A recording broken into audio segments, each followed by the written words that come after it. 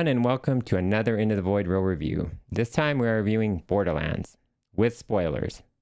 By the time this is out, I know there are already several reviews out there saying how bad this movie is. My review is like the review after the review, so to speak. I don't get mine up usually until 3 to 6 days after the initial reviews. Well, after giving it an extra day to stew, what are my thoughts? First off, let me give you my background regarding the video games. I've played Borderlands, Borderlands 2, Borderlands a pre-sequel, Borderlands 3, and most recently Tiny Tina Wonderlands. I really enjoyed these games with my wife, and we were both excited to see how it would play out on the big screen. So what do I have to say after seeing it? It's great. The cast is phenomenal, featuring some of the best names in the business. Cate Blanchett as Lilith, Kevin Hart as Roland, Jamie Lee Curtis as Tannis, Gina Gershon as Moxie, and Ariana Greenblatt as Tiny Tina. Never have I laughed as much as I did. Deadpool what? They really knocked it out of the park this time. The action was awesome with all the gun action that we have all come to love present here on the screen. The look of the game is perfectly represented here in all its glory. The writing is perfectly reproduced with all the silly 12-year-old humor here to make you feel at home in this desert world we call Pandora.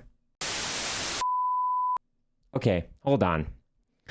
I wish I could say all these things, but alas, it's not to be, my fellow Borderlanders. This movie falls flatter than a pancake and manages to make you think video game adaptations are better suited to being TV shows. Just look at the success of that Fallout show and The Last of Us. Darn it, I wish I would have reviewed Fallout. That's an opportunity missed. But hey, you know what? I'm going to give you my rapid fire review. It's my show. I can do what I want. Welcome to a rapid fire review, Fallout. Fallout gets a 9 out of 10. Go see it now. Channel's not affiliated with Amazon and the Void was not paid or given any special privilege without prior consent written into law. If you can understand any of this, then maybe you need to rethink your life and the decisions therein. If you can read this, you really have good eyesight and are a truly special human being. Anyway, back to Borderlands. Guys, it's not good. I gave it the good old college try. I can appreciate a bad movie, as in B-movie bad, but this ain't it. I wish I could say the reviews are wrong, but no, they're dead right. As in, you should absolutely listen to them. Angry Joe, Jeremy Johns, yep, they got it right. Horribly miscast, bad CGI, plot that serves as just an excuse to go from one place to the next. Lilith is first up, played by the usually excellent Cate Blanchett, and I think honestly, she does the best here, which isn't saying a lot. She's gruff and apparently too old for this shit. She and 90% of this cast. Let's introduce Claptrap, voiced by a criminally misused Jack Black. Claptrap just isn't funny, and I don't really think it's Jack Black's fault. The writing just isn't there. Then let's introduce Tiny Tina. Ariana Greenblatt tries, but she just isn't irreverent or sadistically bratty enough. I hate to say it, but they would have been better served using Ashley Birch here. She's just so good in the game, I don't see anybody dethroning her performance or even equaling it in any way. And Kevin Hart? Don't get me started. He just seems bored here. He's probably the most miscast person here. Anyway, back to the plot, which is just a sliding door that keeps introducing us to all the prerequisite characters that are part of the Borderlands lore. Next up, the characters need to find a scientist. In comes Jamie Lee Curtis as Tannis. Jamie Lee Curtis is not bad, but just isn't given much to work with. The coolest scene she has is where she cleans her face with an electronic device. Apparently, she was entrusted to take care of Lilith by her mother, but instead left her with some unsavory gang to go find the keys to some vault. So therefore, there's this bad blood between Lilith and Tannis.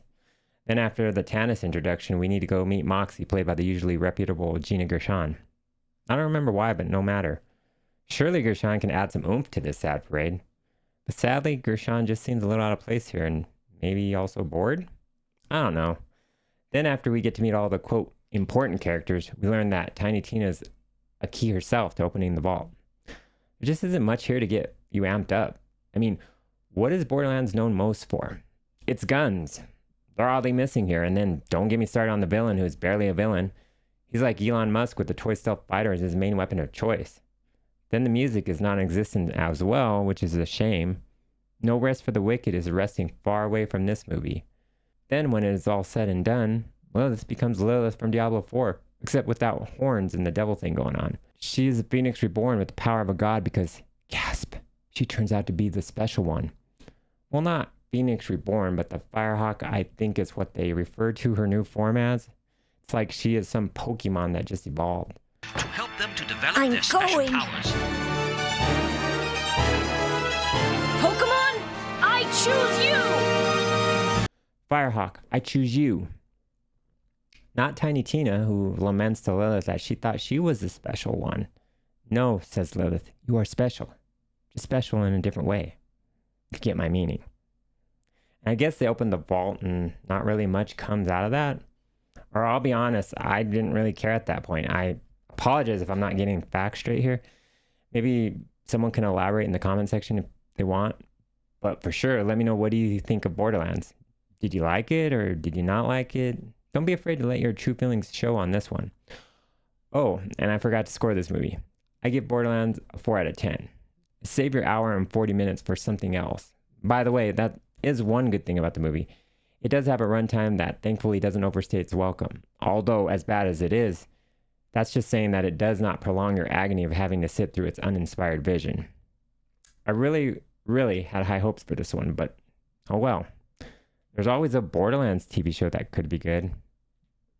I'm just kidding. This franchise needs to be put to bed. C'est la vie, or something like that. Thanks everyone for watching. Like the video, it really helps a lot. And if you want more of this content, be sure to subscribe. See you next time when we venture into the void.